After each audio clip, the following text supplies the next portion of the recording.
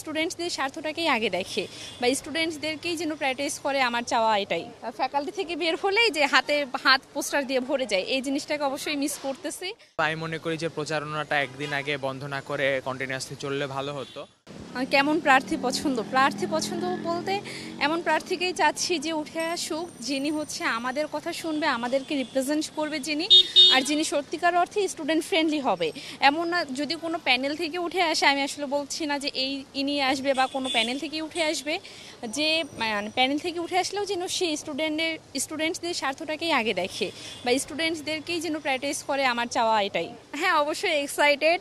আর অবশ্যই এতদিন যে উৎসব মুখর পরিবেশটা ছিল, আমেজটা ছিল, যে ফ্যাকাল্টি থেকে বের হলেই যে হাত পোস্টার দিয়ে ভরে যায়, এই জিনিসটাকে অবশ্যই মিস করতেছি। আর এখন পর্যন্ত পরিবেশ স্থিতিশীল, এখন পর্যন্ত সেরকম কোনো কিছু চোখে পড়েনি। আশা করছি কালকেও আমরা সুষ্ঠুভাবে ভোট দিতে পারবো।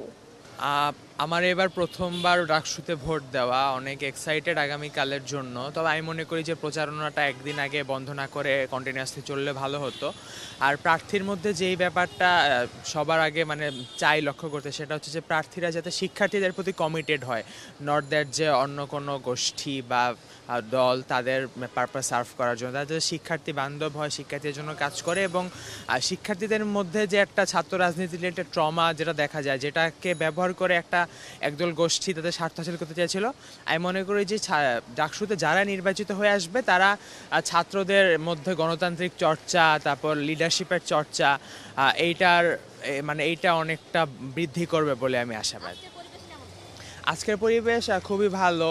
পোস্টার দিয়ে কয়েকদিন আগে ক্যাম্পাস অনেকটা নোংরা হয়ে গিয়েছিল, তবে আজকে তেমন পোস্টার চোখে পড়ছে না। এবং